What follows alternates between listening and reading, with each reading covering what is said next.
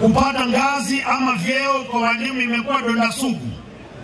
Na hiyo pia mimi nimeweza kuchangia kule Senate ili watuletee orodha ya majina ya walimu ambao wamepandishwa kutoka kitengo kimoja hadi kingine, na watueleze ni vigezo vipi wametumia kuwapandisha mamlaka ama madaraka baadhi ya walimu.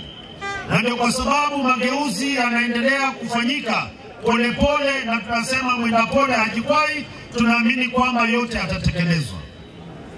Jambo la pili ambalo limekuwa hapa Bungoma ni walimu kutumwa katika shule ambazo hawajaombwa kwenda kufunza. Walimu anaamka asubuhi, anapewa barua, anaambiwa baisa wakati fulani kesho walimu mkuu shule hiyo atakuwa amekungoja. Nimekuwa nashughulika na walimu hao, viongozi wale watekelezaji ama watumishi wa serikali, wale wadhalimu, wale madikteta.